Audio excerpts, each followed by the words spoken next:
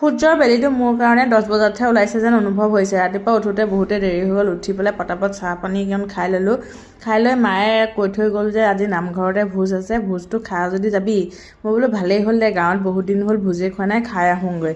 তাৰপৰা জীয়ানকো উলিয়াই ল'লোঁ, গা পাটো ধুই আজৰি হ'লোঁ যেতিয়া আৰু ময়ো যাওঁ। মা সোনকালেই গুচি গ'ল, সেইকাৰণে বৰমাৰ লগতে ওলালোঁ লাহে লাহে।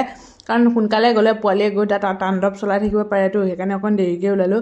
বহুত দিনৰ মূৰত গাঁৱৰ নামঘৰটোলৈ আহিবলৈ পাই মনটো যে কিমান ভাল লাগিছে। ইয়াতে খেলি ধূলি ৰাস ভাওনা কৰি গৈ এতিয়া আহিবই সময় নোপোৱা হ'লোঁ। এনেকুৱাই ব্যস্ততা হৈ পৰিছে জীৱনটো। আৰু আহিয়ে ধুনীয়াকৈ পাতখনত বহিহে গৈছোঁ, বেছি দেৰি ৰখিব লগা নহ'লে। আহি পেলাই সেই নিৰামিষ ভোজটো খাবলৈ পালে এনেকুৱা ভাল লাগে নহয়।